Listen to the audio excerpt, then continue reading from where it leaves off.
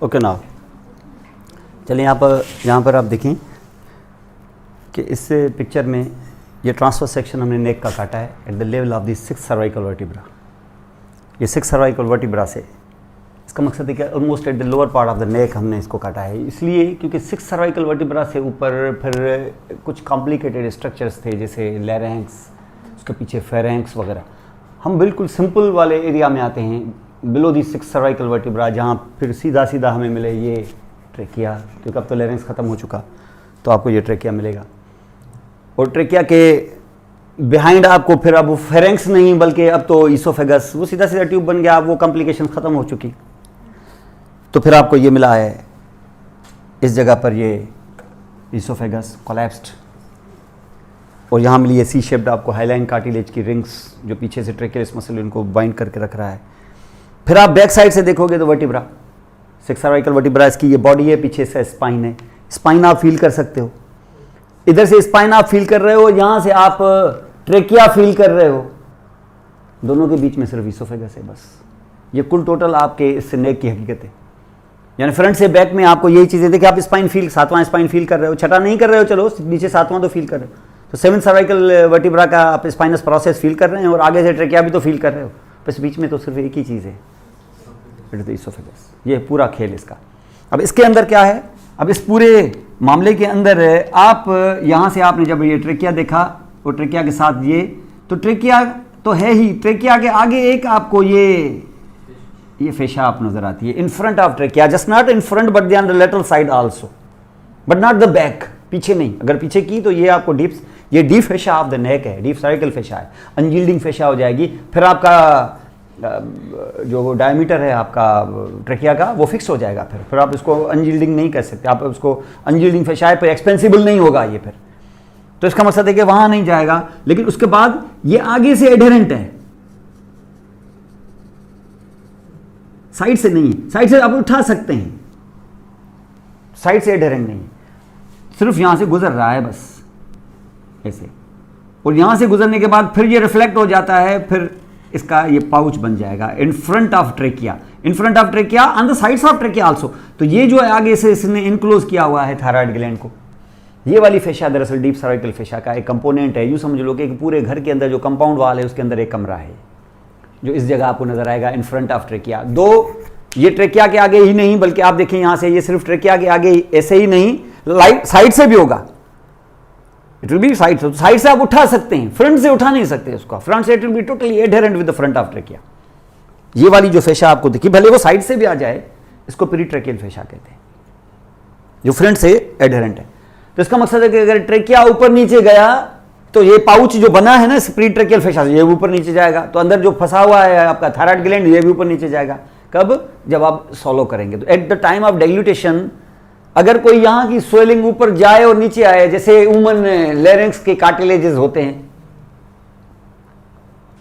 अगर ये नेक के आगे की स्वेलिंग भी ऐसे हुई तो मोस्ट प्रोबेबली ये थायराइड की स्वेलिंग होगी, क्योंकि थायराइड नॉर्मली आपको फील नहीं होता है यहां पर, तो most probably this will be thyroid swelling, and this is by virtue of pretracheal fascia being adherent to the front of the trachea, ये उसी की वजह से होता है।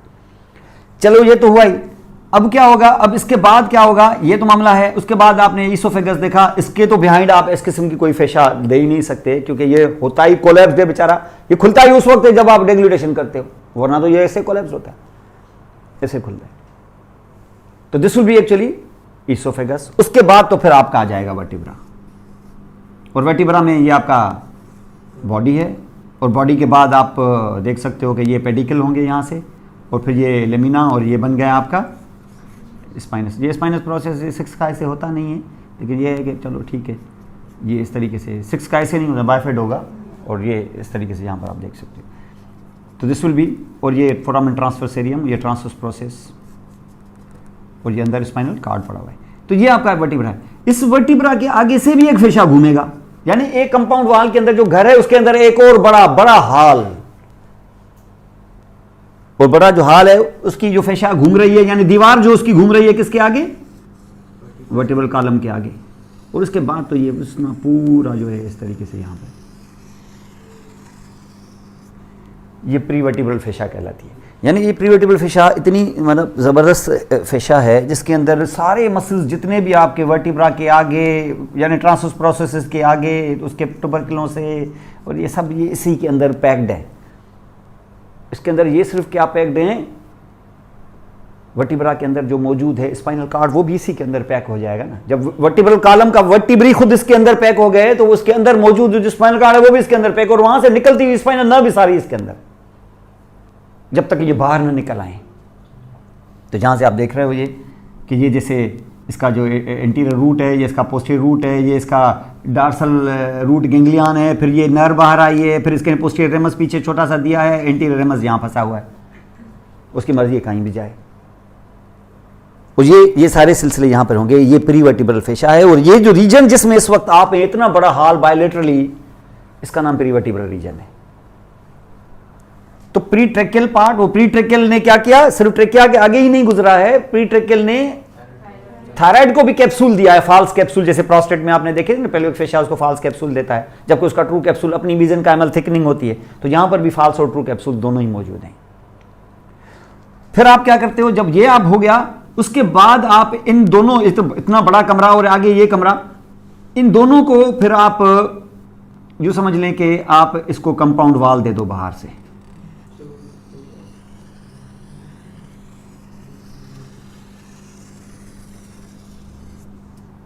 अंदर जो आपने कमरे बनाए हैं, अब पूरे घर के अराउंड एक दीवार आप दे दें।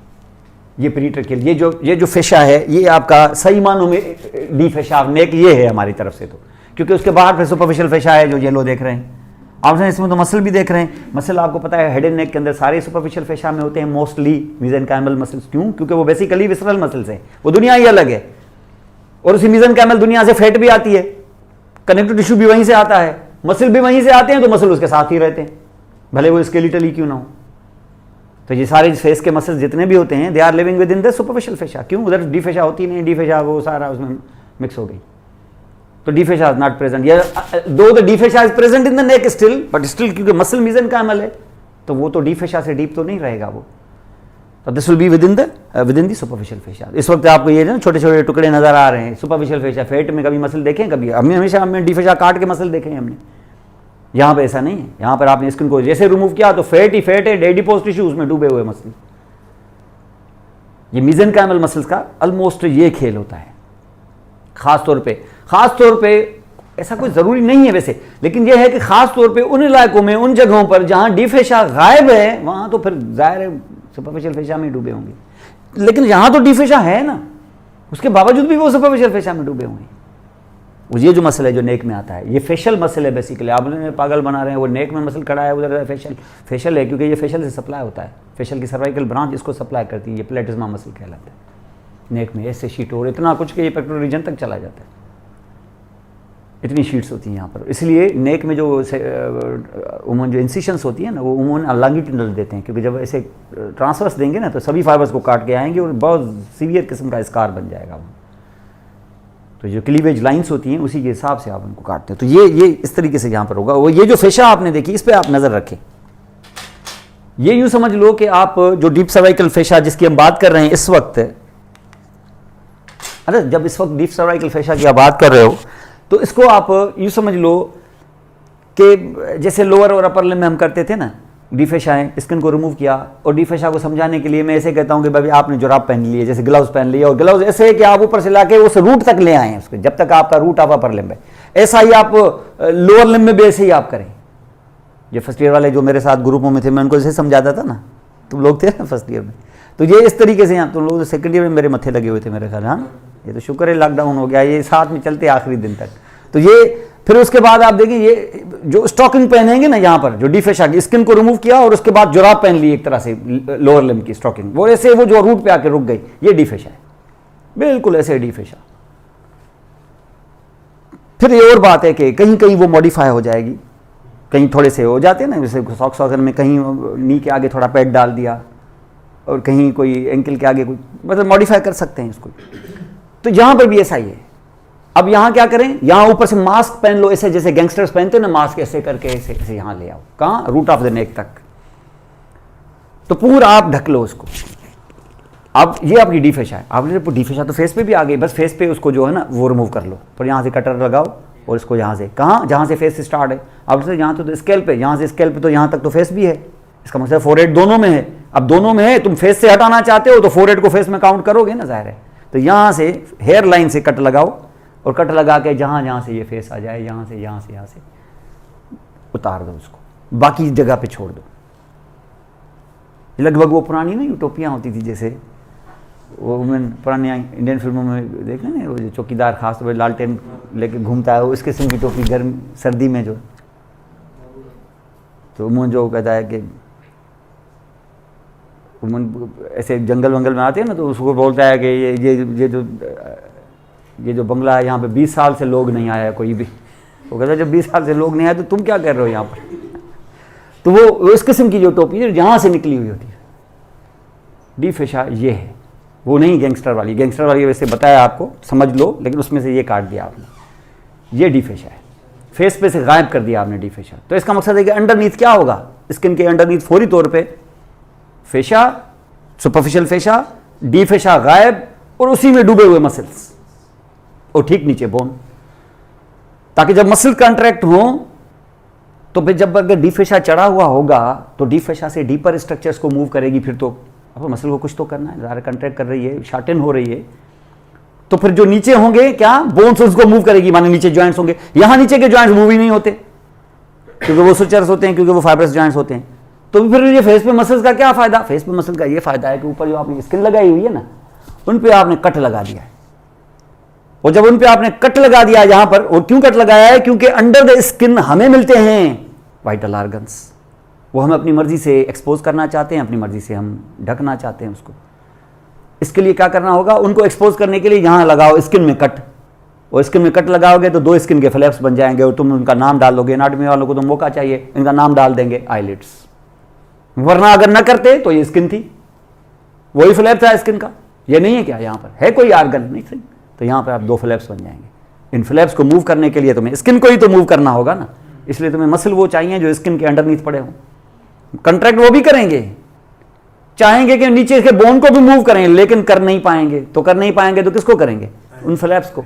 फिर जो ऊपर लगा हुआ होगा, मसल में थोड़ी अकल होती है, अकल उस कायनात के उस पैदा करने वाले में है जिसने उसको लगाया, क्योंकि ऊपर से लगाएगा तो ओपन करेंगे, गोलाई मार लगाएगा तो क्लोज कर देंगे, क्योंकि आपको पता है जो गोल गोल मसल्स होते हैं वो स्फिंक्टर होते हैं, तो इसे गोल गोल करेगा तो ऐसे कर देंगे क्लोजर, ऊपर से ऐसे करेगा तो एक्सटेंसर एलिवेटर, तो एलिवेटर बन जाएगा। इधर लगाएगा तो लिप को स्ट्रेच कर देंगे, ऊपर से लगाएगा तो खोलेंगे, नीचे से लगाएगा तो नीचे से डिप, वो भी खोलेंगे ही, नीचे से भी खोलेंगे ही, लेकिन अगर गोल करेगा जिसको पर्सिंग ऑफ लिप्स कहते हैं तो वो आपको। नॉस्ट्रिल्स मुकम्मल बंद नहीं की जा सकती, इसलिए साइड पे लगा देगा ताकि कभी डायलेट करने की जरूरत पड़े, जैसे ट्रेकिया को डायलेट किया है आपने तो वो डायलेट कर सकते हो, चाहे तो कंप्रेस कर सकते हैं, तो उनको थोड़ा बहुत मूव कर सकते हो, बंद नहीं कर सकते। आई को आप बंद कर देते हो, माउथ को आप बंद कर देते हो। कान को बताया था लास्ट टाइम, बंद मुकम्मल तौर पे नहीं किया जा सकता, क्योंकि सब चीज़ें जब आप बंद करोगे तो एक सेंस को थोड़ा खुला रखेंगे कि इमरजेंसी में जी आपको नींद से उठा दे, तो उसको भी, तो ये भी मूव होते हैं, इसके मसल्स होते हैं, मूव नहीं होते इतने ज़्यादा, लेकिन मसल्स इसके होते हैं, ये सारे के सारे मसल्स, क्योंकि इनमें कोई इतनी फनकारी है नहीं। लिप वाले में क्या फनकारी होगी, थोड़ा सा इधर किया, स्ट्रेच किया, ओपन, इसमें कुछ खास नहीं है, कुछ खास इतनी एक्टिव, लेकिन मसल ये तो कम से कम हमारे कंट्रोल में हों, स्किल नहीं है उनके अंदर, इसलिए नेचर ने उनको अलाउ कर दिया है कि चलो तुम मेसेंकाइमल वर्ल्ड से आ जाओ, कोई मसला नहीं है, विसरल से, हालांकि वो विसरल से तो वो आते हैं बिल्कुल वैसे जो हमारे कंट्रोल में नहीं होते, चलो ठीक है थोड़ा सा कंट्रोल में होंगे तुम्हारे, लेकिन ये है कि आएंगे उस दुनिया से, वो कहते हैं उस दुनिया से जो मसल्स आते हैं वो तो उमूमन कंट्रोल में नहीं होते, वो तो विसरल होते हैं, लेकिन वो जनरल विसरल होते हैं, इनको चलो स्पेशल विसरल कह देना, लेकिन यह है कि आएंगे वहीं से, और आते हैं तो उसके पीछे भी जाहिर है एक मेथड है, ऐसे भी नहीं आते, किसी भी मेसेंकाइम से उठ के कोई स्केलेटल मसल नहीं आ जाएगा, उस मलबे के अंदर सोमाइट्स का मिक्सचर है, इसलिए आप आते हैं, वरना नहीं होता तो ये वहाँ से भी नहीं आते, ऐसे इजाज़त नहीं मिलती है, पीछे कोई उसके पीछे कोई लॉजिक होता है, अल्लाह ताला ऐसे ही नहीं कोई भी यानी ऐसे न समझ में आने वाली बात कर देगा, कोई ऐसी आपको इस तरीके से इम्तिहान में नहीं डालेगा, वहाँ ऐसी चीज़ होगी तो ही ये अलाउ हुआ है यहाँ पर। अंडरस्टैंड। तो ये this will B actually something like this. तो ये मसल्स इसी तरीके से यहाँ पर आपको मिलेंगे। उसके साथ आप देखिए पूरा जब आपने यहाँ पे एक पूरी कवरिंग आपने दी है लिफाफे की तरह, यहाँ आके रोक दिया है। आगे से क्या करेगा वो तो हमारा काम नहीं है, फिलहाल आप यहाँ पे रखो। आगे से ये यहाँ कहाँ रुकेगा, जहाँ हमारी हद खत्म होती है। हद खत्म होती है यहाँ कहाँ, सुपीरियर पार्ट ऑफ मैनिफेरम स्टर्ना है, तो लग जाएगा इधर। यहाँ का हद खत्म होती है रूट ऑफ नेक की हद जो है वो रिब नहीं है, क्लेविकल है। तो ऊपर से आप अगर ऐसे देखेंगे ना तो आपको थोरेसिक लेट तो नजर आएगा ही, साइड में ये थोड़े सर्वाइकल एक्सिलरी कैनाल भी नजर आएंगे। ये भी नेक जब ऊपर से ऐसे आएगा ना तो ऐसे जाएगा। तो नेक में अगर आप बैठ के नीचे देखोगे तो आपको 3 सुराख नजर आएंगे, एक सेंट्रल और 2 लेटरल। वो जो लेटरल होंगे वो होंगे एपेक्स ऑफ एक्सिला, जिसको हम सर्वाइकल एक्सिलरी कैनाल कहते हैं। ये रूट ऑफ नेक में दोनों आते हैं। रूट ऑफ नेक में सिर्फ थोरेसिक इनलेट नहीं आती, सिर्फ ये भी आते हैं। इसका मकसद है कि नेक में आने वाली कोई चीज क्या एक्सिला में जा सकती है, कैसे नहीं जा सकती। ये ब्रेकियल प्लेक्सस कहां जाता है, इधर ही तो जाता है। इसका मकसद है कि अगर कोई नेक से चीज सीधी आई है से वर्टिकल, भले वो स्पाइनल नर्व ही क्यों ना हो, तो वो सीधी जाएगी। और अगर ये थोड़ी सी टर्न करके ऐसे थोड़ी सी ऑब्लिक गई हो, आपको पता है कि नीचे की नर्व्स उमूमन ऑब्लिक होती हैं, ऊपर की ज्यादा हॉरिजॉन्टल, नीचे आते आते ऑब्लिक हो जाती है। तो ऑब्लिक जो जाएगी ना जहां पर, तो वो फर्स्ट रिब के ऊपर से टच करती हुई बिहाइंड द क्लेविकल चली जाएगी एक्सिला के अंदर। ब्रेकियल प्लेक्सस ऐसे ही तो जाता है। तो ये रूट ऑफ नेक, तो आपके ये रूट ऑफ नेक पे लग जाएंगे। तो किधर, क्लेविकल पे, एक्रोमियन पे, और एक्रोमियन चला जाता है स्पाइन ऑफ स्कैपुला पे, तो स्पाइन ऑफ स्कैपुला पे ये पूरी यहाँ पर आपकी deep fascia of the neck, deep cervical fascia, इसकी एंड यहाँ तक होगी। उसके बाद आगे से कंटिन्यूस विद अदर थिंग्स, क्योंकि फिर थोरेक्स वोरेक्स पे तो नहीं आएगी ज़ाहिर है। चेस्ट में और एब्डोमेन में डीप फेशा रेडिमेंट्री ऑलमोस्ट नॉट प्रेजेंट, क्योंकि यहाँ पे अगर प्रेजेंस दोगे फिर तो दोबारा फिर ये एक्सपेंड नहीं हो पाएगा। क्योंकि डीप फेशा जो है ना एक्सपेंड नहीं कर, आपके अंडरनीथ आर्गन्स को एक्सपेंड नहीं होने देती। वो बिल्कुल शेल होती है, जैसे बिल्कुल स्टील का शेल है जैसे। तभी तो आपके लिम्स में कंटोर क्यों होता है ऐसा, और एब्डोमेन का कंटोर क्यों नहीं बैठता, चेस्ट इतनी क्यों खुल जाती है। वैसे 5 ml आप टीवी कितना है 500 ml, लेकिन अगर आप चाहें तो 2.5 लीटर भी ले सकते हैं। तो 2.5 लीटर का एक्स्ट्रा इतना बलून जितनी जगह कहाँ से आ गई, वो ज़ाहिर है हमने एक्सपेंड किया ना। एक्सपेंड किए तो जगह मिली है तो एक्सपेंड किया ना। यहाँ से मैं डीप फेशा की अगर यहाँ से चढ़ा दूँ, एक सख्त सी कोई शील्ड चढ़ा दूँ, तो मैं तो एक्सपेंड ही नहीं कर सकूँगा। तो इसका मकसद है कि नेचर ने इन जगहों पर डीप फेशा को ख़त्म किया है, या रेडिमेंट्री, या ये समझ लो कि कोई रेस्ट्रिक्टिव नहीं रखा उनको से, तो न होने के बराबर है। तो ऑलमोस्ट यहाँ पे, और यहाँ तो सिरे से है ही नहीं। तो ये पूरी डीप फेशा आपने यहाँ पे देखी थी। अब इस डीप फेशा पर नजर डालें, जब ये डीप फेशा ऐसे आएंगे तो ये आपको नजर आ रही होगी ज़ाहिर लिफाफे की तरह। और ऊपर आके कहाँ रुकेगी, जहां आपका नेक खत्म, chin, lower part of the body of mandible, base, angle, सीधा मेस्ट्राइड, क्योंकि बीच में गैप होगा, मेस्ट्राइड, नक्कल लाइन, एक्सट्रा प्रोट्यूबरेंस, फिर आ गया यहाँ पे ये ऊपर, यहाँ नीचे, यहाँ ये लिफाफा जो आपको यहाँ ऐसे मिल रहा है सिलेंड्रिकल, इसका नाम है deep fascia of the neck, deep cervical fascia. अब ये डीप सर्वाइकल फेशा हमें यहाँ लग रही है कि सिंगल सिंगल होगी, ऐसे नहीं, बात तो समझ में आ रही है। लेकिन मसला ये है कि जब ये सिंगल सिंगल यहाँ से जाती है ना, जैसे इसको टकराता है ये मसल स्टेनोक्लीडोमेस्ट्राइड, तो ये, क्योंकि आप सेकेंड ईयर के स्टूडेंट हो, आप एब्डोमेन कर चुके हो, आपने देखा था जहाँ पर एपोन्यूरोसिस था इंटरनल ऑब्लिक का, उसने जब रेक्टस एब्डोमिनस के लेटरल बॉर्डर को टच किया था तो स्प्लिट हो गया था यहाँ पे। सेम खेल ये रचाएगा इधर, जैसे इसके इंटीरियर बॉर्डर को टच करेगा स्प्लिट होगा और पूरे को इनक्लोज कर देगा अंदर, यानी पूरा आपका स्टेनोक्लीडोमेस्ट्राइड लिफाफे में बंद हो गया है। उसको इन्वेस्ट किया इसने, और जैसे उसका लोअर पोस्टीरियर बॉर्डर आ गया फिर वहां फ्यूज होकर फिर सिंगल, और ऐसे चलते चलते जैसे ट्रेपेजियस आ गया फिर उसके इंटीरियर बॉर्डर को टच किया फिर स्प्लिट, फिर उस पूरे ट्रेपेजियस को अंदर संभाल दिया उसने अपने 2 लेमिनी बनते हुए, और फिर तब तक तो फिर मिड लाइन पहुंच ही गई है पीछे, और मिड लाइन पे मौजूद हो गया वहाँ पर सुपीरियर वो जो लिगामेंट न्यूकी, उसके साथ वो फ्यूज हो जाएगा, तब तक दूसरे साइड से भी आ चुका होगा वो। तो इसका मकसद है कि इस पूरे चक्कर में ये सिंगल लेयर्ड नहीं है लिफाफा, कहीं सिंगल है। जब मसल बीच में आ गया तो उसको इनक्लोज किया, फिर सिंगल चलता रहा जब तक दूसरा मसल ना आ गया। तो इसका मकसद इसने पूरे चक्कर में इसने 2 मसल्स को अपनी तरफ से इनक्लोज किया है, और दोनों में से एक है आपका ट्रेपेजियस, दूसरा है स्टेनोक्लीडोमेस्ट्राइड। तो नेक के अंदर ये मौजूद, इन दोनों को इन्वेस्ट करने की वजह से इस फेशा का नाम पड़ गया इन्वेस्टिंग फेशा। तो जो कंपाउंड वाल बार बार बता रहे हैं आपके घर के कंपाउंड वाल, नेक का कंपाउंड वाल, वो है इन्वेस्टिंग फेशा। और अंदर आपने देखा था प्री ट्रेकियल और प्री वर्टिब्रल भी। अब आप अगर प्री वर्टिब्रल और प्री ट्रेकियल को देखा है तो अंदर से आप देखें, ये जो मैंने बताया ये टोटल क्या है, इन्वेस्टिंग। लेकिन इन्वेस्टिंग तो हर जगह मैंने सिंगल सिंगल दिखाया है। अब आपको दिखा रहा हूं कि जैसे ये लेटरल बॉर्डर को यहां पहुंचेगा और मसल टकराएगा इसको, ये कौन, तो ये यहां पे स्प्लिट करेगा, ये पूरे को इनक्लोज करके, और उसके बाद फिर सिंगल, जब तक फिर आ ना जाए अगला मसल।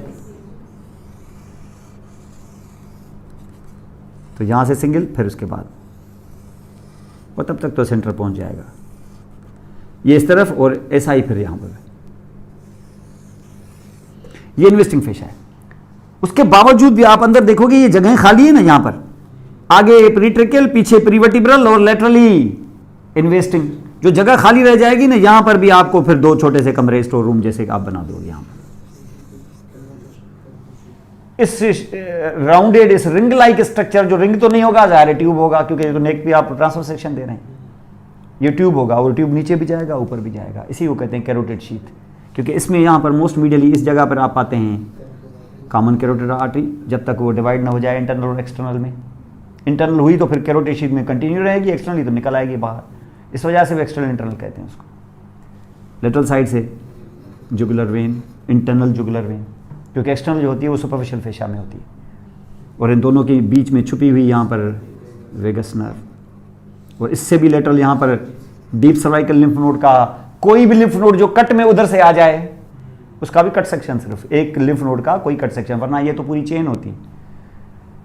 और ये यहाँ पर तो इतनी जबरदस्त एरिया है यहाँ पर। अब यही नहीं, ठीक इसके पीछे, जब ये वेगस देख रहे हो, ठीक इसके पीछे यहां पाते हो आप deep to the deep fascia, deep to the prevertebral fascia, sympathetic chain. आप देखें यहाँ न्यूरोवेस्कुलर बंडल्स का जंगल देखें कैसे, सबसे इंपॉर्टेंट आर्टरी इधर, सबसे इंपॉर्टेंट वेन इधर, सबसे इंपॉर्टेंट लिम्फ नोड का कलेक्शन इधर, और सबसे इंपॉर्टेंट नर्व्स इधर। और जो नर्व्स हैं वो स्पाइनल भी इधर तो क्रेनियल भी इधर, और जो क्रेनियल हैं तो उसमें से फिर ऑटोनॉमिक में से सिंपैथेटिक भी इधर तो पैरा भी इधर। आपसे ये सिंपैथेटिक ये पैरा है, कहाँ है स्पाइनल नर्व, ये जो आगे इसके इंटीरियर वाल देख रहे हैं ना, ये इस इंटीरियर वाल में दबी हुई अंदर, विद इन कंटेंट नहीं, इंटीरियर वाल में यहाँ और कवर्ड विद द फेशा, इसका नाम है एंसा सर्वाइकलिस। ये बहुत इंपॉर्टेंट चीज़ है, आगे चल के बताऊंगा। एंसा लूप को कहते हैं, इसका भी एंसा सर्वाइकलिस, ये भी इधर। तो ये स्पाइनल नर्व, ये क्रेनियल नर्व, ये पैरासिम्पैथेटिक, ये सिंपैथेटिक, ये आपका लिम्फेटिक, ये वेन, ये आर्टरी, ये सभी इस कैरोटिड शीथ के अराउंड के स्ट्रक्चर से। ये इतनी इंपॉर्टेंट जगह है यहाँ पर, लेकिन कंटेंट में सिर्फ ये 4 स्ट्रक्चर्स हैं। बाकी ये जो सिंपैथेटिक चेन है ये तो बिल्कुल जुदा होगी, कैरोटिड शीथ से बाहर ही नहीं, ये तो प्रीवर्टिब्रल से भी डीपर होगी। और साथ में ये जो आप यहाँ पे देख रहे हो, ये एंसा सर्वाइकलिस, ये भी कंटेंट में नहीं है, इसके एंटीरियर वाल में दबी हुई है अंदर। और ये स्ट्रक्चर्स जहाँ पर आप देखें, ये आपके डीप सर्वाइकल फेशा के खेल हैं, ये आप यहाँ पे देख रहे हो। और इन्हीं में आपने देखा ये मसल और ये मसल। इसका मकसद ये है कि जब आप बात करते हो ना नेक के मसल्स की, ठीक है, जब आप नेक के मसल्स की बात करते हैं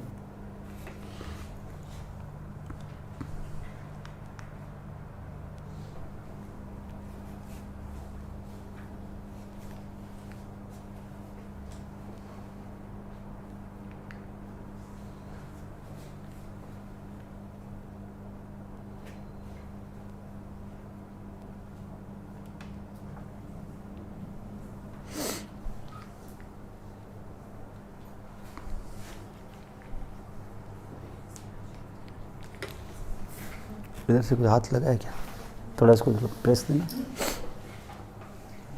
हाँ ठीक है जी। तो ये इस तरीके से यहाँ पर ये मिलता है आपको। तो अब आप जब बात करते हैं ना नेक के मसल्स की, तो नेक के मसल्स को आप, बल्कि आप पूरे हेड एंड नेक के मसल्स की अगर बात करते हैं तो हेड एंड नेक के मसल्स को आप 2 हिस्सों में तकसीम कर दें, ठीक है। Muscles of the head and neck, for example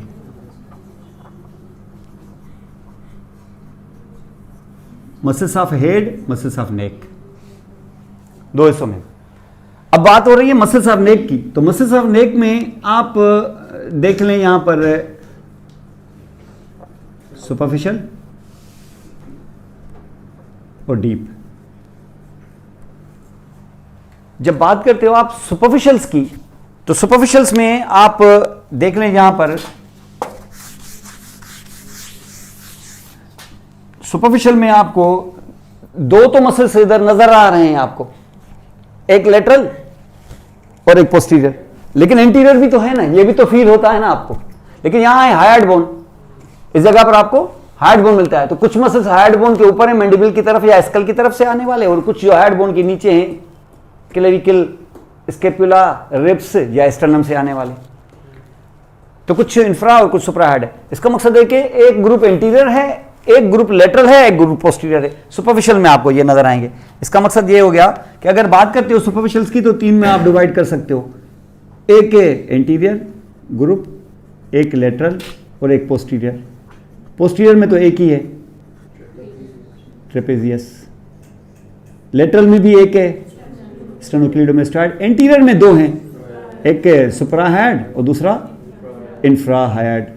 इनको चल के देखते हैं। इसमें भी 4 मसल्स हैं और इसमें भी 4 मसल्स हैं।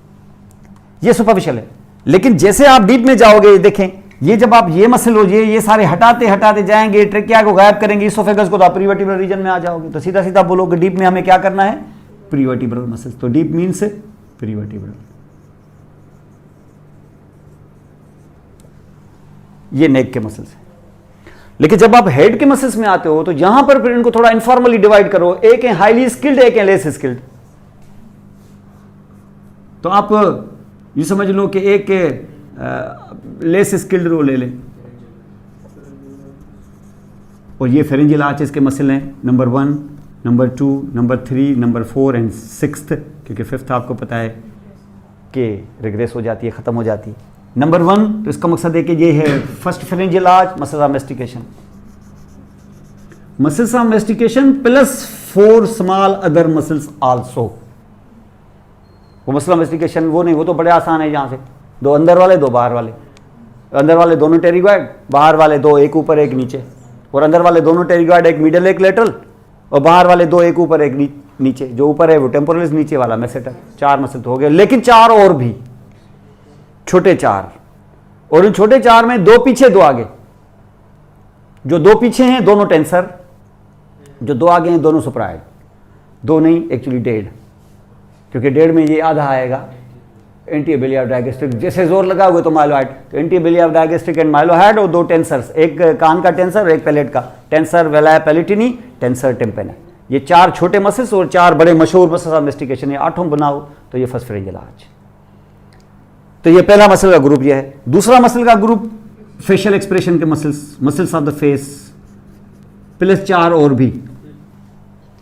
अब ये 4 कौन से, वो पहले से ही इतने ज्यादा हैं, 2 डजन मसल्स, और पहले 4 और क्यों, तो 4 और भी हैं।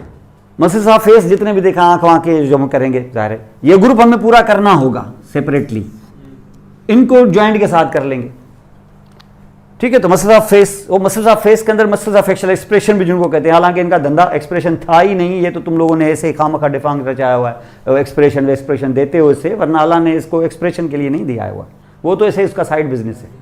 असल काम है उन होल्स को जो तुमने बनाए थे अभी, उनको खोलना बंद करना। असल काम ये है उनका, रेगुलेट करना उनको। लेकिन ये है कि रेगुलेशन में ये होता है कि हम जोर से ऐसे खोलते हैं अपर आईलिड को तो मुंह पे एक्सप्रेशन आ जाता है इत्तेफाक से, ये काम उनका था नहीं। अंदर से तो this will B actually muscles of face. जो 4 बाकी बच गए उसमें से फिर 2 आगे 2 पीछे, ये आगे वाले 2, ये पीछे वाले 2, आगे वाले फिर 1.5, क्योंकि आगे वाले दोनों हैं इंफ्रा सुप्राहायड, जैसे 1.5 सुप्राहायड ये दिखा था, 1.5 ये भी है।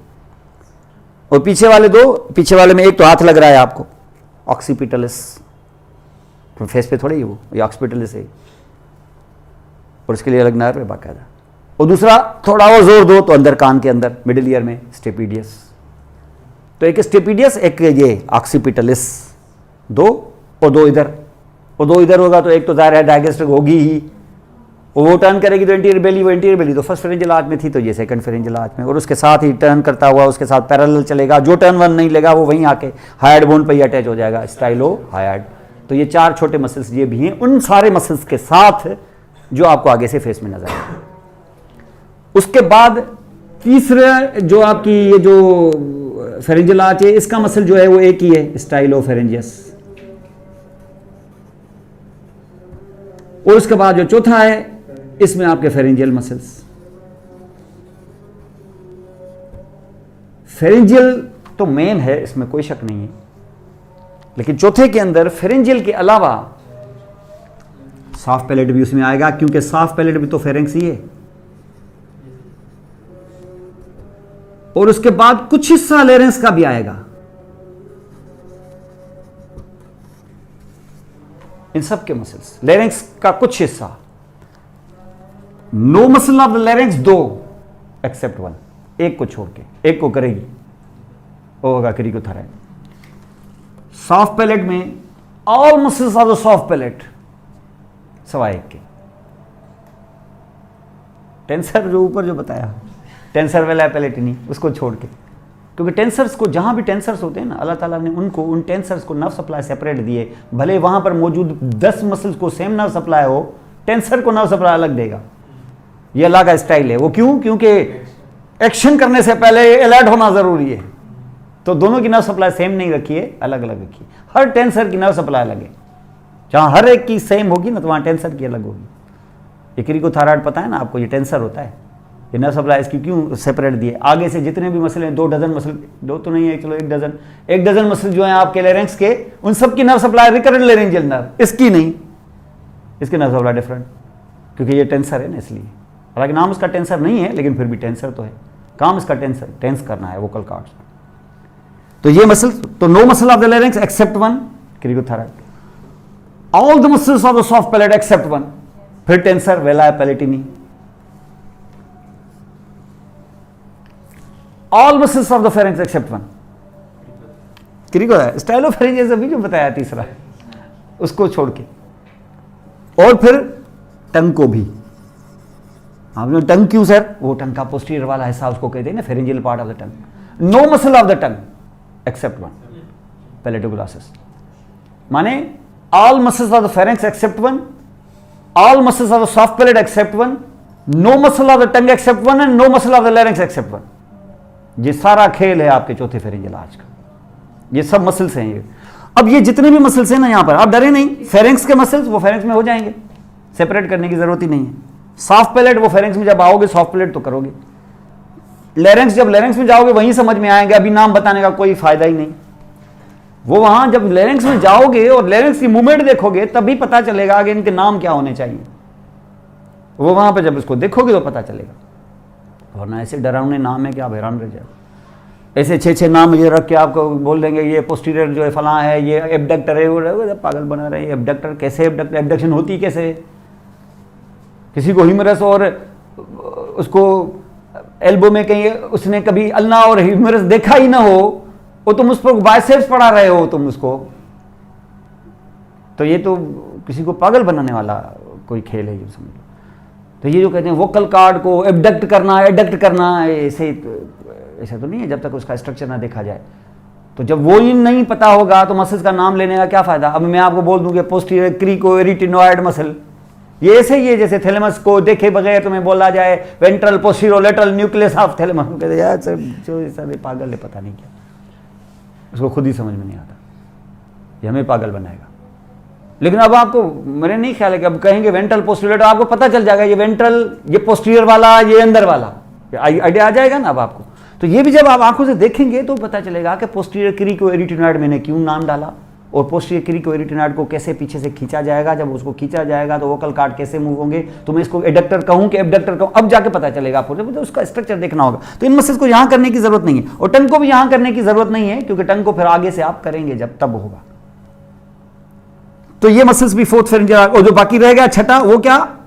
All muscles of the larynx except 1, जो आपने पहले से कर दिया क्रिकोथोरैक्स। तो ये छठे फेरेंजियल आर्च के मसल्स हैं। ये सारे जितने भी मसल्स आपने देखे हैं ये हैं लेस स्किल्ड मसल्स ये आपके, और ये सारे के सारे जितने भी आपको मैंने दिखाए ये सब ही आप करेंगे कब? जब जब वो उन ऑर्गन्स में आप आएंगे, सवाए मसल्स ऑफ फेशियल एक्सप्रेशन के, ये आपको फुल करने होंगे, क्योंकि आर्गन में क्या जाना है, वो फेस है, वो फेस में वैसे देखा जाए तो वो भी बाद में हो सकते हैं, लेकिन ये है कि अब लिप को करने के लिए अब हम रोकेंगे क्या? अब लिप में आए, यहाँ पर फेस को तो हम एक साथ ही करते हैं ना, तो फेशियल मसल्स एक साथ होंगे।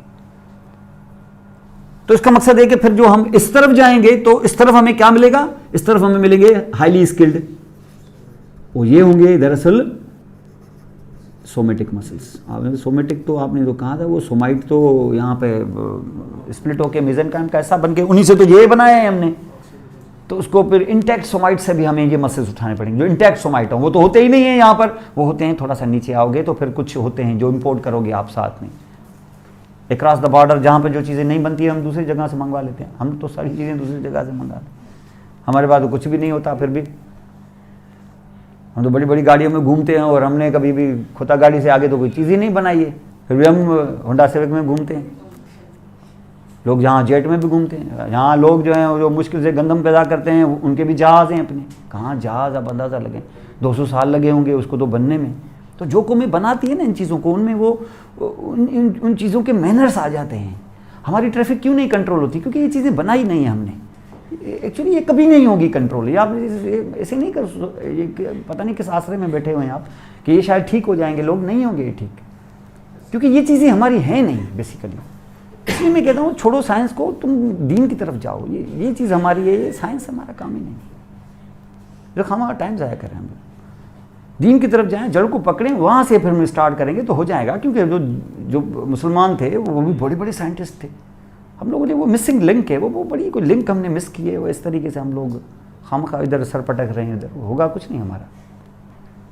या आप किसी आश्रय में हो अंडे से, तो ये जो सारी चीज़ें यहाँ पर आप देखते हो, इसमें यहाँ पर आपको स्किल्ड मसल, क्योंकि 2 ऑर्गन ऐसे हैं जिसके लिए हमें वो इम्पोर्ट करनी पड़ी है वो चीज़ें, वरना तो हमारे पास बहुत मसल थे। स्केलेटल नहीं थे क्या? इतनी दवाइयाँ थी हमारे पास, हम जड़ी बूटियों से बनाते रहे हैं अरसे से। हमारे हकीम इतने ज़बरदस्त, ये जो है इतने मसल, फिर भी हमें देखो ना ऑपरेशन की टेबल, ये वो टी फलां ये करना पड़ा है ना। कुछ चीज़ें ऐसी हैं जो नहीं बनती है, हकीम नहीं कर पाते उसका इलाज, तो फिर बाहर से इम्पोर्ट करना पड़ा हमें, वो साइंसें पढ़नी पड़ी।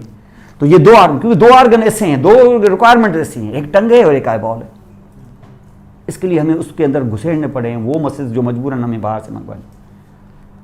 और एक टंग के मसल्स, तो टंग के मसल्स मैंने बताया ना, all the muscles of the tongue except one, वो पीछे पैलेटोग्लासेस को छोड़ के, वो वाला थोड़ा सा ठीक था, वो चलो सही है। बाकी आगे जितने मसल्स हैं ना वो सारे के सारे ऑक्सीपिटल सोमाइट से, वो सोमाइट्स उठाए। तो ये मसल्स कौन से? टंग के। आप इसको भी करने की जरूरत नहीं है, वो तो टंग में वैसे ही कर लेंगे, आपकी बात दुरुस्त है।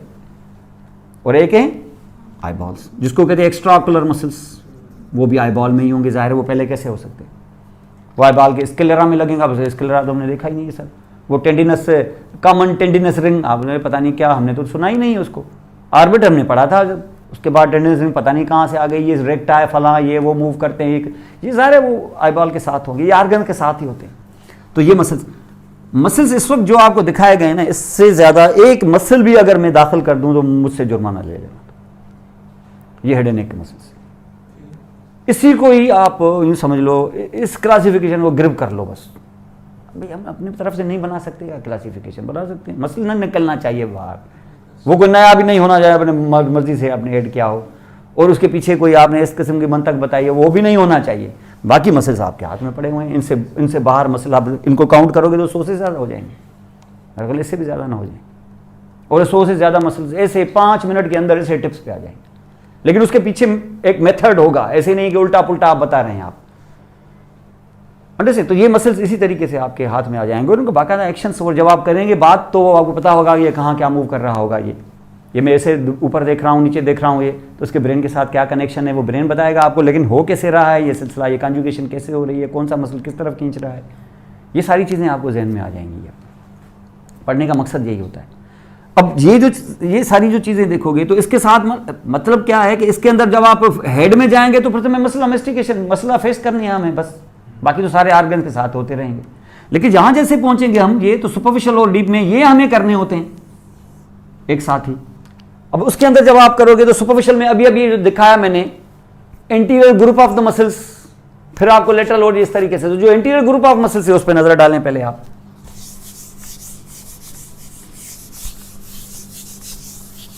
एक साथ ही अगर आप उनको देखोगे तो आपको नजर आएंगे ऐसे।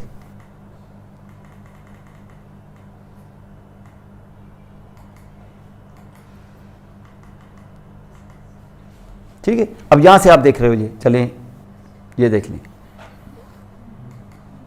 ये हम देख लें, ये हाइड बोन है।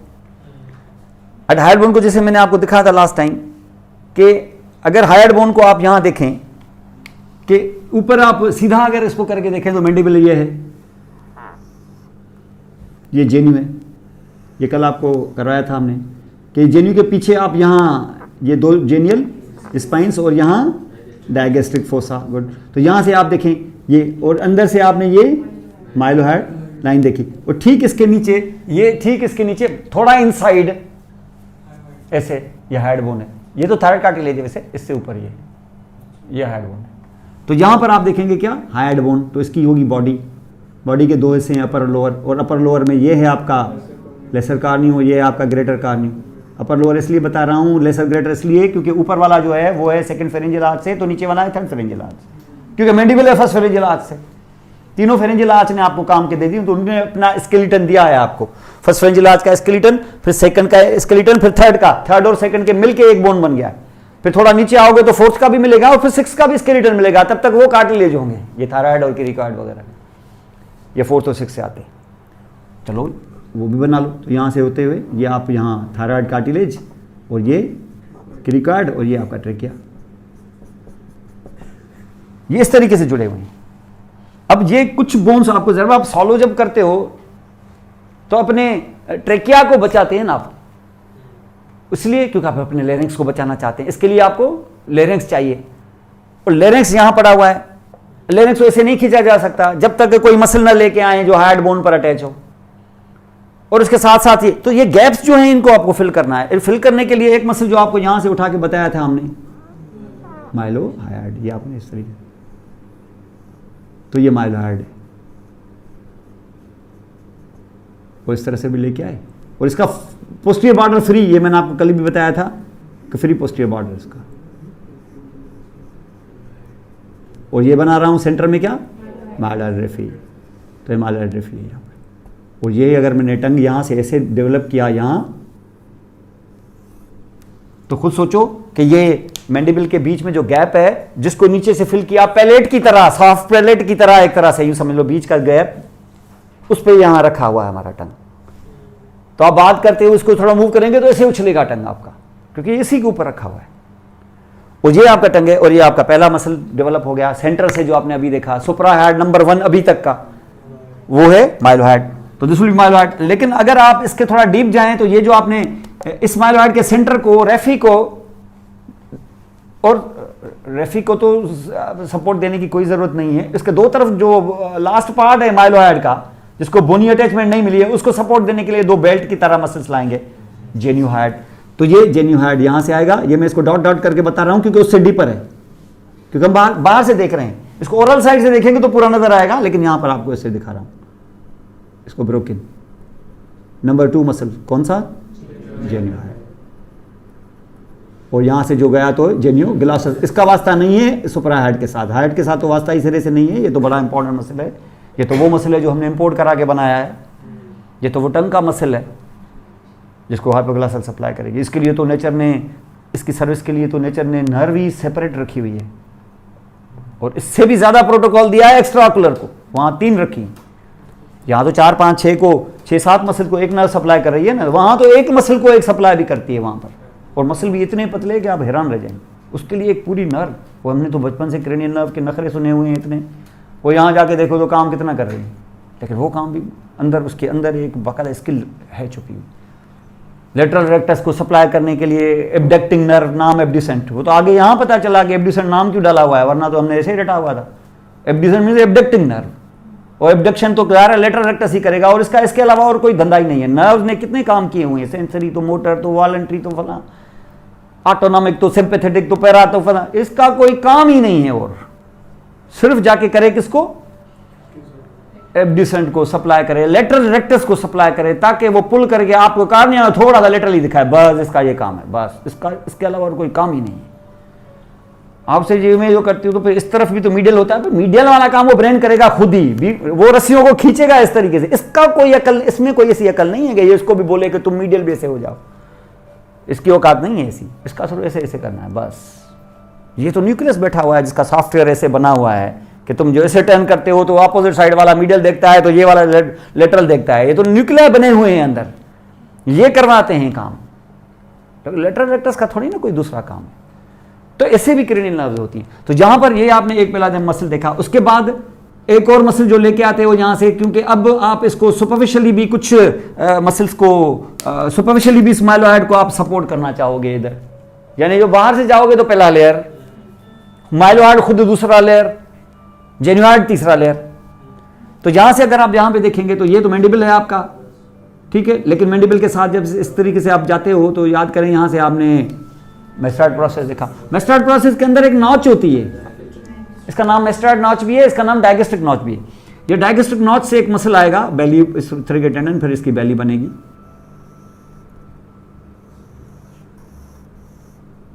सपोर्ट हो गई ना इसको, और यहां से इसको एक सिलिंज मिलेगी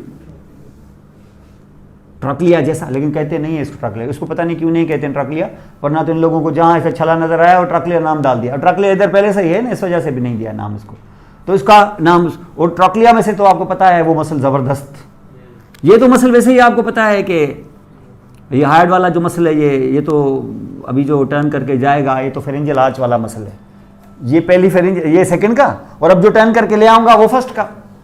तो फेरेंजियल आर्च जो विसरल मसल से वहां पर, लेकिन वो वाला मसल जो है सुपीरियर ऑब्लिक, उसके लिए तो कुदरत ने नर्व ही एक दी है सिर्फ, वो सिर्फ लेटरल रेक्टस के एश नहीं है उधर, इसके भी हैं, इसके तो समझ में आते हैं, क्योंकि ये नर्व तो ये मसल तो ऐसी है कि वहां से टर्न किया और ऐसे टर्न करके आ गई, ट्रॉक्लिया से टर्न करके, उसके नर्व इतना कुछ कि इसकी शेप की वजह से, ट्रॉक्लिया में से निकलने की वजह से नर्व का नाम इसी पे पड़ा हुआ है, ट्रॉक्लियर नर्व। हालांकि नर्व कभी ट्रॉक्लिया से नहीं गुजरती, फिर भी नाम नर्व के ऊपर पड़ गया है, trochlear nerve, because it is supplying the muscle that passes through the trochlea. इसका मकसद है इसके अलावा उसका कोई काम नहीं है, सिर्फ सुपीरियर ऑब्लिक को, कोई सेंसरी भी नहीं, कोई जनरल सेंसरी भी नहीं, स्पेशल तो खैर बड़ा काम है, कोई जनरल भी नहीं, वो थोड़ा पेन वेन लेके जाओ थोड़ा मसल को। प्रोप्रियोसेप्टिव भी शायद नहीं, बिल्कुल नहीं, प्रोप्रियोसेप्टिव भी मेरा ख्याल है ट्राइजेमिनल के ऑफ्थेल्मिक लेके जाती होगी। तो दिस विल बी दिस ये पोस्टीरियर बेली ऑफ डायगेस्ट्रिक है, टर्न किया तो आपको पता है कि ये टर्न करके यहाँ अटैच हो गया किस पे, डायगेस्ट्रिक फोसा पे, ये आपकी पोस्टीरियर बेली और ये एंटीरियर बेली। एंटीरियर बेली आगे से आई है तो फर्स्ट फेरेंजियल आर्च है, वो पोस्टीरियर बेली, लेकिन साथ में आपको जो दूसरा मसल नजर आया है ये आपको पता है स्टाइलॉइड प्रोसेस के साथ थोड़ा सा अंदर जाओगे तो फिर आपको यहाँ स्टाइलॉइड प्रोसेस नजर आएगा, उसके बैक साइड से, उसके टिप से, क्योंकि स्टाइलॉइड प्रोसेस खुद भी सेकंड फेरेंजियल आर्च का बोनी पार्ट है। एक और कार्टिलेज, रिचर्ड्स कार्टिलेज जिसको कहते हैं, आते हैं, चलो बताता हूं। ये तो ये यहां से होता हुआ ये इससे ज्यादा नहीं जाएगा, बस इसको यहीं रोक दो, स्टाइलॉइड के टिप से हाइड बोन तक नाम डाल दोगे स्टाइलोहाइड। ये 4 सुपराहाइड मसल्स हैं, ये जब 4 पुल करेंगे ना ऊपर ऐसे, तो सॉलोइंग में आपका हाइड बोन खिंच जाएगा ऊपर। अब हाइड बोन, मुझे तो लेरेंक्स खींचना था, लेरेंक्स और हाइड बोन के बीच में फिर एक फेशिया होती है,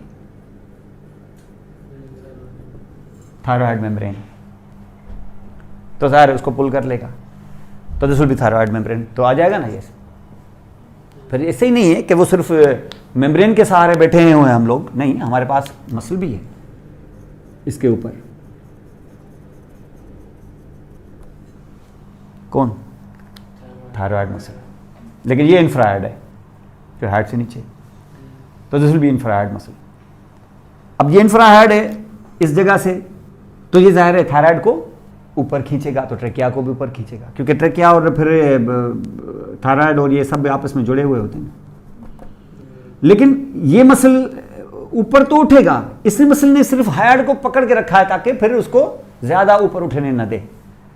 लेकिन आप किसी सिर्फ ये तो पकड़ के रखा है, इसको किस तरीके से हम रोक के रखेंगे? इन पे तो पुल इन चारों का भी होगा तो इसका भी होगा, ये भी एक तरह से इसी को खींच रहे हैं। तो इसका मकसद ये है कि तुम्हें इस थायराइड कार्टिलेज को भी पकड़ के रखना होगा, और पकड़ के रखने के लिए तुम्हें नीचे से कुछ और नहीं, मेनिब्रम स्टर्नाई यहाँ मिलता है। मेनिब्रम स्टर्नाई के अंदर से तुम मसल उठाओगे फ्रॉम इनसाइड, और इस मसल को लेके जाओगे ऊपर और लगा दोगे कहां?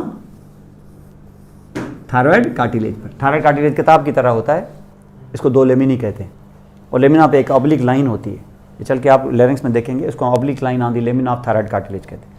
नीचे से मसल उसको पकड़ लेता है, उसकी इंसर्शन ये है, इंसर्शन उसकी ये है, जबकि इसकी इंसर्शन भी ऑब्लिक लाइन ही होगी।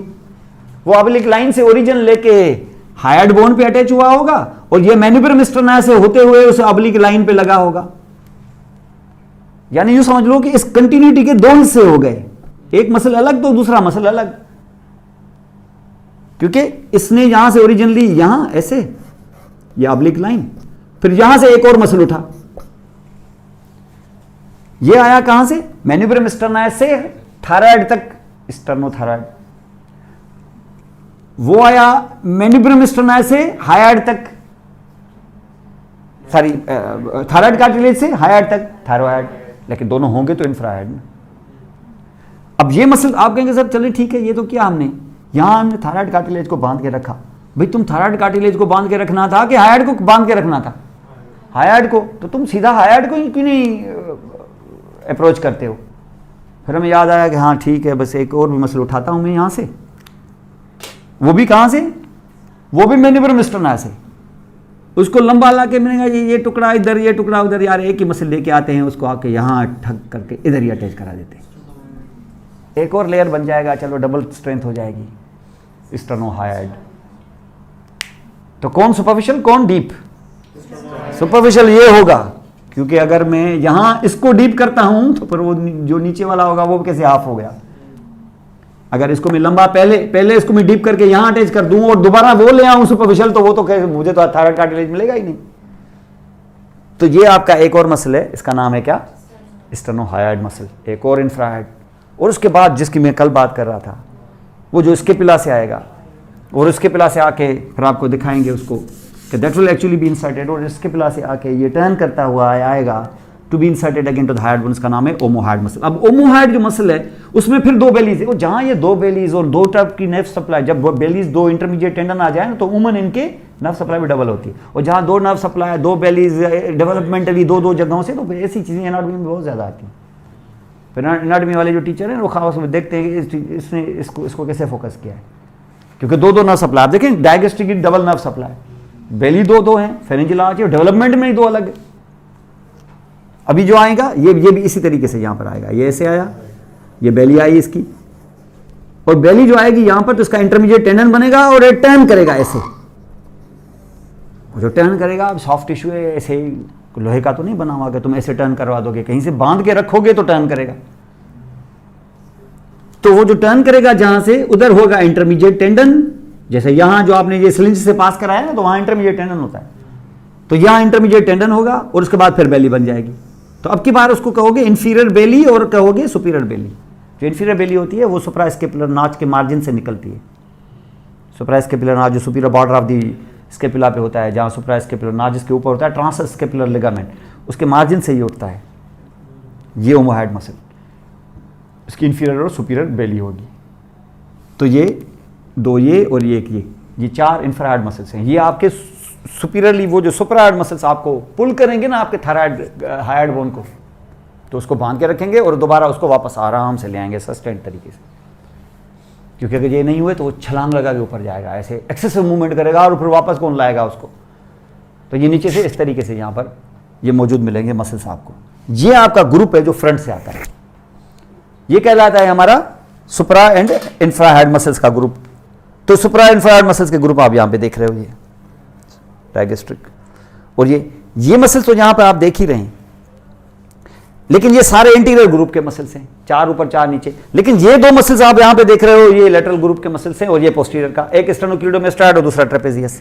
अब अगर फॉर एग्जांपल आप स्टेनोक्लीडोमेस्टाइड की बात करें तो ये डायग्राम अमूमन बनाया करें, आपको आसान होगा। अब लेटरल साइड से कोई बंदा खड़ा है ऐसे, तो मैंडिबल तो उसका ऐसे बनाएंगे आप, ठीक है, ये चिन्ह और ये मैंडिबल और ये रेमस चला गया ऊपर, ठीक है। ठीक इसके साथ पैरेलल यहां पे आओगे ना ऐसे, तो क्लेविकल, इट विल बी ऐसे करके आप ऐसे बनाओ। तो इसका मकसद है कि यहां से ऐसे, ये क्लेविकल, चिन्ह के ठीक नीचे मैन्यूब्रम स्टर्ना, चिन्ह से लेके मैन्यूब्रम स्टर्ना तक सीधी लाइन नहीं आती है, कर्व्ड आती है, क्योंकि आपकी जो अंदर जो डिसाइकल फैशा है ना वो हाइड बोन के साथ ऐसे फिक्स हो जाती है, ताकि यहां पर, क्योंकि अगर सीधी आती तो आप इस तरीके से फोल्ड करते हो, स्किन ऐसे फोल्ड हो जाती है आपकी, तो नेचर ऐसे रखिए ताकि आप फ्लेक्स आसानी से कर सके। वरना अगर आप यहां से ये अंदर कर न होती है आपको, अगर फॉर एग्जाम्पल जिनको नहीं होती इधर फेट होता है, वो देखिए ऐसे कर ही नहीं सकते, डबल चिन जिसको हम कहें, तो यहां से देखिए नहीं कर सकते, बड़ा मुश्किल से कर सकते हैं। तो यहां अब क्योंकि जिनकी डबल चिन होती है उनका पेट वैसे निकला होता है, इतना ज़्यादा नीचे देखना भी नहीं पड़ता उनको, क्योंकि बगैर देखे ही उनको पेट नज़र आ जाता है अपना। तो जहाँ जहाँ नेचर ने डिज़ाइन ऐसे रखा है ना, तो डबल चिन होगी तो फिर जाहिर है उसका पेट भी इतना ही निकला हुआ होगा, वो वैसे नीचे ना भी देखे तो नज़र आ जाएगा उसको, जस्ट आइज को नीचे करके ही। तो जहाँ ये इस तरीके से एक लाइन ड्रॉ करेंगे, ऐसे ड्रा करेंगे आप, इसे कर्व्ड हो गई यहाँ पे, और इधर ही से आपको एक मसल नज़र आएगा यहाँ से। अब जो आप यहाँ इस तरीके से देख रहे हो, तो यहाँ से एक मसल आपको आएगा अक्रॉस, ऑब्लिकली अक्रॉस द, ठीक है। और ये क्योंकि इस स्टर्नोक्लीडोमास्टोइड मसल जो है, इसका एक हेड तो यहाँ मैन्यूब्रम स्टर्नाई के फ्रंट से दिस टाइम अपने हाफ से, और दूसरा जो इसका हेड होगा वो इसको अगर आप क्लेविकल को 3 हिस्सों में बांट दें तो ये मीडियल 1/3 से ये ओरिजिन लेगा ये, तो ये एपोन्यूरेटिक ओरिजिन होगी काफी, और ये मोर टेंडिनस होगी ओरिजिन। अब जब आप इसको लेके जाओगे पीछे की तरफ ऐसे, तो स्टर्नम से आया है और क्लाइडो से मैस्टोइड को पकड़ लेगा जी, तो नाम पड़ जाएगा स्टर्नोक्लीडोमास्टोइड। स्टर्नोमास्टोइड भी कहते हैं इसको वैसे स्टर्नोक्लीडोमास्टोइड। और स्टर्नोक्लीडोमास्टोइड काफी नहीं है, इतना बड़ा वाइड मसल है, इतना बेल्ट है, तो वो फिर नकल लाइन को भी यूज करेगा, लेटरल हाफ। उधर लेटरल 1/3 नहीं करेगा, थोड़ा लिहाज करता आपका कि यार ये क्लेविकल के में 1/3 से ओरिजिन ली है तो मैं उसका 1/3 इस्तेमाल करूं, नहीं, उसका आधा कर लेगा। यानी आप अगर यहां आएंगे तो उसका आधा इस्तेमाल कर लेगा, ये हाफ। कौन सा हाफ? Lateral half. इधर कौन सा? मीडियल 1/3। समझ गए? और ऐसा हो गया तो आगे एक ट्रायंगल क्रिएट हो गया खुद ब खुद, कुछ किया आपने है नहीं, और ट्रायंगल क्रिएट हो गया। क्यों? क्योंकि ऊपर से आपने इसके बेस की लाइन बना दी, ये बोला कि inferior border of the body of mandible, आगे ये मिड लाइन आपकी, और पीछे anterior border of the sternocleidomastoid, triangle बन गया anterior to the sternocleidomastoid, anterior triangle. ये और बात है कि वहां पर तुम 8 मसल और देख चुके हो, जिन्होंने फिर आगे से इनके 4 सूबे बना दिए हैं, उन्हीं की वजह से हाइड बोन के बीच में घुसने के और 8 मसल्स के फैलने की वजह से वहां पर फिर वो एक ट्रायंगल 4 ट्रायंगलों में भी डिवाइड हो गया है। हालांकि पीछे वाला भी 2 में हुआ है, लेकिन वो 2 नहीं करते हैं हम उसको, वो एक ही बना देते हैं। अब से वो कैसे बनेगा? वो ऐसे बनेगा कि जैसे ये ओरिजिन लेके यहां इंसर्शन ली है, तो वहां से ओरिजिन लेके यहां इंसर्शन लाएंगे हम, और उधर से जो ओरिजिन लेके आएंगे वहां पर वो उसका जो मिडिल हाफ है वो इस्तेमाल होगा, और जहां इसका लेटरल 1/3 इस्तेमाल होगा फिर। हालांकि उसकी बड़ी वास्ट एक्सेस ओरिजिन है, अभी उसमें नहीं मैं आ रहा हूं, लेकिन जहां नेक में जहां उसका मामला है वहां पर इसका मकसद ये हुआ कि इनकी जो अपोजिंग बाउंड्रियां हैं, बॉर्डर्स हैं, नीचे जुदा हैं, ऊपर मिले हुए हैं। ऊपर क्यों मिले हुए हैं? कहां मिले हुए होंगे? Mid point of the superior नक्कल लाइन पे, क्योंकि आधा आधा यूज किया है उन्होंने। यहां क्यों जुदा है? क्योंकि मिडिल 1/3 ऑफ द क्लेविकल उन्होंने इस्तेमाल ही नहीं किया। तो जब इस्तेमाल नहीं किया तो सीधा क्यों नहीं बोलते कि इन दोनों के बीच में भी ट्रायंगल है एक? तो किसके पीछे है? पोस्टीरियर बॉर्डर ऑफ द स्टर्नोक्लीडोमास्टोइड के पीछे एक ट्रायंगल क्रिएट हो गया। ये हमारा पोस्टीरियर ट्रायंगल है, ये हमारा एंटीरियर ट्रायंगल है। तो पोस्टीरियर ट्रायंगल की बाउंड्री किसने बनाई? Anteriorly bounded by the posterior border of sternocleidomastoid, posterior bounded by the trapezius and base is formed by the middle 1/3 of clavicle। समझ गए? ये बाउंड्रियां इस तरीके से, तो ये एंटीरियर पोस्टीरियर ट्रायंगल क्रिएट हो गए, और ये आपके 2 मसल्स क्रिएट हो गए। स्टर्नोक्लीडोमास्टोइड को मैंने आपको पहले भी बताया है कि स्टर्नोक्लीडोमास्टोइड और ट्रेपेजियस दोनों सप्लाई होते हैं accessory nerve, spinal part of the accessory nerve, जो दरअसल उसकी रूट वैल्यू जो है वो है C1 to C6 spinal cord segments. आप सब स्पाइनल सेगमेंट क्यों? वो तो क्रेनियल नर्व है, तो 11वीं नर्व है, वो हमने आपको पहले भी बताया है, आगे चल के इसको डिस्कस कर लेंगे जब क्रेनियल नर्व आएगी। तो ये स्टर्नोक्लीडोमास्टोइड, तो आपने ये 10 मसल्स यहां पर आपने देखे, वो साथ में इत्तेफाक से 2 ट्रायंगल्स भी क्रिएट हो गए, जिनकी बाउंड्रियां भी यहां पर हमने देखी। और इन्हीं बाउंड्रियों को जब यहां देखोगे तो इस तरफ यहां पे, क्योंकि लेटरल साइड देख रहे हो, तो यहां पर आपको ये हाइड बोन, इसका ये एक कार्नी हुई है, इसका दूसरा कार्नी, आधा देखेंगे ना यहां पे लेटरल साइड से। और इसी जगह पर हमने ये माइलोहाइड लिया था, तो ये माइलोहाइड मसल देखा था ना हमने, और ये माइलोहाइड है। और साथ में इधर से ये लाए थे आप डायगेस्ट्रिक, और यहां से लाए थे स्टाइलोहाइड। तो ये स्टाइलोहाइड और ये मसल्स भी यहां पे आप लाए हैं।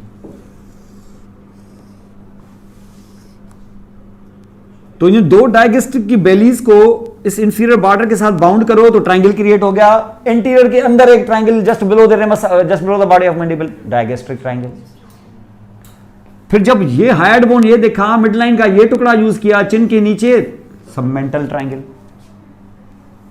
फिर यहां से जो तुमने उठाया था ये हायर्ड माइलोहायड और डीप टू द स्टेर्नोक्लीडोमास्टाइड जब लेके गए थे, तो डीप टू द स्टेर्नोक्लीडोमास्टाइड, वो स्टेर्नोक्लीडोमास्टाइड तो एनक्लोज थी within the deep fascia, within the deep cervical fascia, तो नीचे भी उसकी लेमिना थी। जाते हुए जो उस मसल को देखा तो उसके अराउंड उसने फेशियल कवरिंग चढ़ा दी, फेशियल फाइबर्स चढ़ा दिए उसके ऊपर, वो बाइंड करके बांध के रखा उसको माइलोहाइड को, और माइलोहाइड का वहां टेंडन बन चुका था, सॉरी ओमोहाइड का। ऐसे जो बांध के रखा तो उसको भी चांस मिल गया सीधा होने का, दो बेलीज बन गई। और जो दो बेलीज ऐसे बना दिया आपने, और ये आपने यहां डायगेस्ट्रिक देखा, यही देखा, और इंटीरियर बॉर्डर ऑफ द स्टेर्नोक्लीडोमास्टाइड इस्तेमाल किया, तो यही तो वो जगह है जहां से ये है आपका हायर्ड बोन, इधर है थायराइड कार्टिलेज। थायराइड कार्टिलेज और inferior border of the hyoid, anterior border of sternocleidomastoid muscle जो होता है यहां पर, ये आपका है हायर्ड थायराइड कार्टिलेज, ये है इंटीरियर बॉर्डर ऑफ द स्टेर्नोक्लीडोमास्टाइड। इन दोनों के बीच में मिड पॉइंट पर यहां से 3 फिंगर डाल के इंटीरियर बॉर्डर के अंदर थोड़ा सा अंदर डाल दोगे ना, यहां पर तो पल्स फील होगी आपको, ये कैरोटिड पल्स है। तो इस जगह पर यहां पर अराउंड कैरोटिड पल्स इस जगह पर फील होती है। इसी जगह पर ही just opposite superior part of the thyroid cartilage, ये कैरोटिड आर्टरी डिवाइड भी हो जाती है इंटरनल और एक्सटर्नल, तो वो भी यहां से शुरू होती है। इसी जगह पर फिर आपका कैरोटिड साइनस भी होता है, इसी जगह पर कैरोटिड बॉडी भी होती है।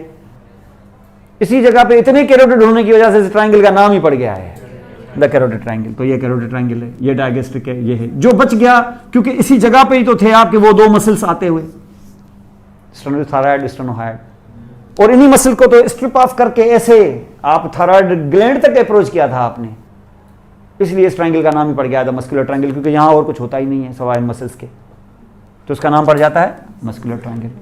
ये इन्हीं की वजह से, तो हायर्ड बोन के बीच में इंटरवीन करने की वजह से और ये सारे मसल्स के होने की वजह से एक ट्रायंगल में 4 ट्रायंगल क्रिएट हो गए।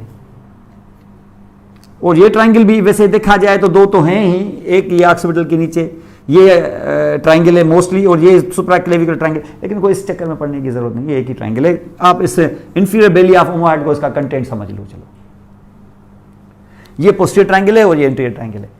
और जब आप यहां आए थे तो they all are enclose, they all are covered with the skin and with the deep cervical fascia. तब डीप सर्वाइकल फेशिया सिंगल थी यहां पर, जब तक इंटीरियर बॉर्डर को टच ना करे, और जैसे पोस्टीरियर तक आ गई तो फिर यहां से फिर सिंगल हो गई ना यहां पर, जब तक फिर इंटीरियर बॉर्डर तक ना पहुंचे। इसका मकसद है कि यहां इसका रूफ बना रहा है कौन, skin superficial fascia and deep fascia, कौन सी, इन्वेस्टिंग फेशिया। और जैसे आप इसके डीप में जाएंगे तो प्रीवर्टिब्रल रीजन आपको टच होगा, जाहिर इसके नीचे और क्या होता है, प्रीवर्टिब्रल रीजन। तो इसके डीप में आ जाके आप प्रीवर्टिब्रल रीजन को कैसे, यहां से आप देखें,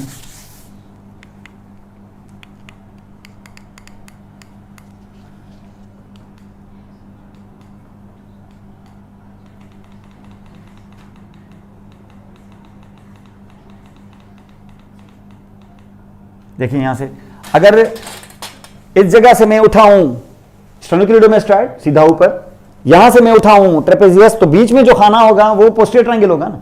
उस पोस्टीरियर ट्रायंगल में माने यहां इसके बीच में ये जो रूफ बनाई है मैंने इन्वेस्टिंग फेशिया की, इसमें जब मैं अंदर से जोर दूंगा तो फिर मुझे प्रीवर्टिब्रल फेशिया टच करेगी ना मुझे, तो उसके नीचे क्या होगा, प्रीवर्टिब्रल मसल्स। तो फ्लोर किसने बनाया, प्रीवर्टिब्रल रीजन ने, प्रीवर्टिब्रल मसल्स ने। कौन से वाले ने, ये डिपेंड करता है, ऊपर से हाथ लगाते हुए जाओ तो सेगमेंटली आपको मुख्तलिफ मसल्स नजर आए। तो floor is form by prevertebral region. Prevertebral muscles touch नहीं करेंगे आपको क्योंकि वो फेशिया में कवर्ड होंगे, और रूफ इज फॉर्म बाय, तो इसका मकसद है कि यहां से अगर कोई नर्व निकली और यहां स्किन तक पहुंची तो पहले तो प्रीवर्टिब्रल मसल्स में से गुजर के प्रीवर्टिब्रल फेशिया को पेनिट्रेट करेगी, फिर प्रीवर्टिब्रल के बाद इन्वेस्टिंग को जब तक पेनिट्रेट नहीं करेगी तब तक सुपरफिशियल फेशिया में तो आएगी नहीं। ये सारी की सारी कुटेनियस नर्व्स आपकी यहां ट्रेवल करती हैं, और जितनी भी ट्रेवल करेंगी ना ये पोस्टीरियर बॉर्डर ऑफ स्टेर्नोक्लीडोमास्टाइड से झांकेंगे यहां से। All the nerves will converge at the common spot almost closer to sternocleidomastoid posterior border, और यहीं से फिर जाएंगी, कोई पीछे की तरफ तो कोई टर्न करके आगे तो कोई नीचे की तरफ। 4 बहुत important cutaneous nerves cervical plexus की आपको स्किन को सप्लाई करेंगे, इतना कुछ कि इवन अपनी हाफ ऑफ द डेल्टोइड तक का भी रेंज इसी का होगा। ये शोल्डर पेन जो आपको होता है ना उमूमन फ्रेनिक नर्व की शरारत से, वो इन्हीं नर्व की वजह से होता है, क्योंकि रूट वैल्यू सेम होता है। उसका जो मेजर रूट वैल्यू है 4 है और इनका भी 3-4 है। चुगली आती है इधर से और खुद जाते हैं आप यहां ये बैठ के, ये रिफर्ड पेन है। ये सोमेटिक भी रिफर्ड, ऐसे नहीं कि सिर्फ विसरल पेन रिफर्ड होते हैं, सोमेटिक भी रिफर्ड होते हैं, क्योंकि रूट वैल्यू कॉमन होता है उनका। ये इंशाल्लाह कल की क्लास में